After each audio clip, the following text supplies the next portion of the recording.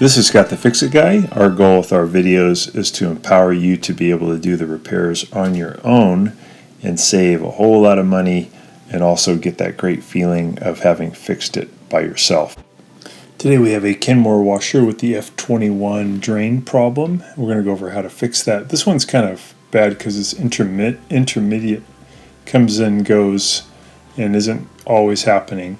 So first thing we're going to do is unplug it and we're going to lift it up. I'm going to lift it up onto my little toolbox so I can get to some of the screws at the bottom. I want to remove that bottom panel, but those screws are hard to get to, so I've elevated it a little bit by putting my little toolbox in there to give me some room. So I'm just going to zip off these 1/4-inch screws, and then once I get the 3 screws off, I can get that panel off. Sometimes you have to use like a standard head screwdriver to kind of pry the panel down because it'll be wedged in or stuck in position. Sometimes it just come right off, other times you got to give it a little bit of force to get it off. So there we go. So this is how you would cure the F21 problem, but also we're going to go one step beyond that and do the F21 intermittent problem where the problem kind of comes and goes. This is a pretty involved fix. So we got all the water out, bailed as much as we could. We got a towel underneath there.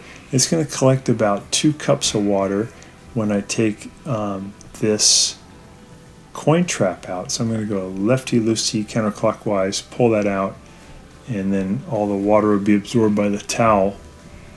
I'm going to reach in here to the right where the impeller is. I'm going to spin it with my finger.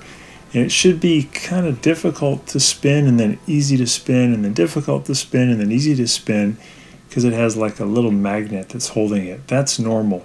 If it's really hard to spin though and it won't spin without a lot of force, then there might be a rubber band or something wrapped around the impeller. So that's something to check. I'm going to loosen up these little clips in the back of this wire harness so I can get it out of the way. Just give me a little more room to work. And what I'm going to be doing is removing the black rubber boot that goes between the drain and the tub. I'm going to remove it not from the drain but from the tub. So I'm actually lifting up now on the drain to get it out of the way just so I have more room. By the way, you can also take off the back panel to the washing machine if you have easy access to the back, and it's even easier to get to these components to do this procedure to remove this piece that is in the black boot between the drain and the tub. It's weird. It's a little plastic ball that Whirlpool and Maytag put in to help with efficiency, but it ends up causing trouble down the road, and the service technician Bolton say that it's okay to remove it. So here's that ball. I got it off by removing a big spring clamp that was holding the rubber boot on, and I'm just going to pull that ball out, get rid of it, clean up that inside area. And once that ball's out, you won't get that intermittent problem. It'll always drain. The ball kind of gets in the way, gets stuck, and stops it from draining. So I'm using these hose clamp pliers to squeeze in on that hose clamp. It's a big hose clamp, so that I can get the boot back up on to the tub. I want to make sure it's fully on there as far as it'll go. I'll put the hose clamp back into its little ridges. It has little ridges where it fits. And then I'll let go with my hose clamp pliers. You could use regular pliers to work too. And then that'll hold that into position. It is easier though if you go in from the back to do this because you have a little bit more room to work. This is doing it from the front. So now I've got that resolved. I'm just going to put the pump back in the way that it came out.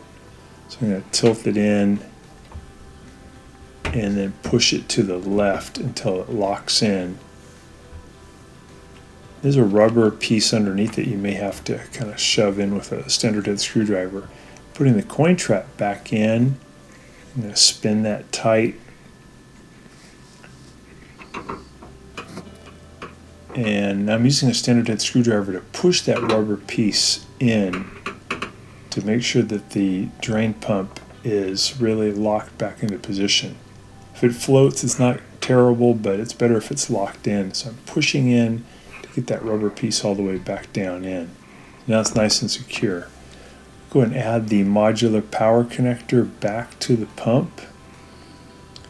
Put that in and lock it down. So we have power to the pump. I'm going to get this coin trap in here really tight, as far to the right as I can go to lock it in. And then I'm going to put the wiring harness back to where it was by just pushing the clips into the frame that locks them in. And I'll plug it back in and give it a test before I throw some towels in that were dirty before I put the panel on to make sure there's no leaks. So I'm going to let it fill, let it agitate a little bit, and then I'll drain it, and if there's no leaks then I can go ahead and put the bottom panel back on.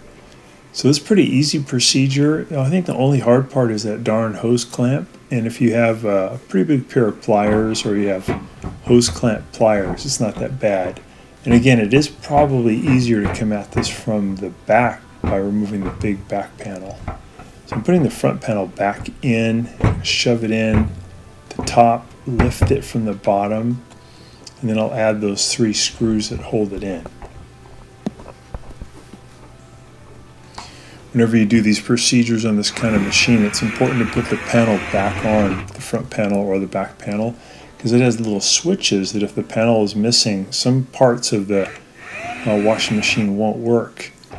It's like a little ground interrupt switch, so you got to make sure you put those panels back on before you do extensive testing.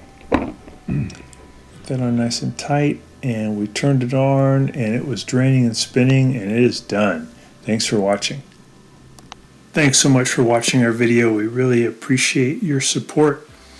And when you get a chance, please press the subscribe button below so you can be subscribed, and also the notification bell so we can send you more videos about appliance repair. Please also give us a thumbs up if you enjoyed the video.